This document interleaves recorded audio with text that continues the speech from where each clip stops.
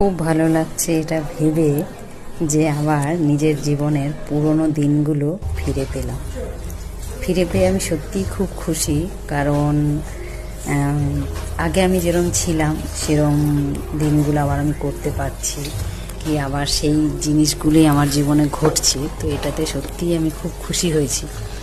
তার কারণ হচ্ছে আগে জীবন সত্যি ফুলের মতো ছিল, এতটাই সুন্দর ছিল যে তার মধ্যে না কোনো চিন্তা ছিল, না কোনো ভাবনা ছিল। ভগবান সত্যিই পাশে ছিল। তো ভগবানকে আবার নতুন করে পাশে পেয়ে খুবই ভালো লাগছে। আমি তো ভেবেছিলাম ভগবান বোধহয় আমার সাথ ছেড়ে দিয়েছে।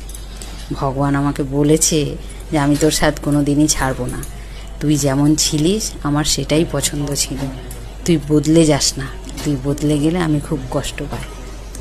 আজ সত্যি নিজেকে দেখে একটু অবাক হই আমি, যে সত্যি এটা আমি, যে আমি আমার পুরনো দিনগুলো আবার ফিরে পেলাম। সুযোগ তাহলে ভগবান সকলকেই দেয়, কিন্তু সবাই সেটা কাজে লাগাতে পারে না।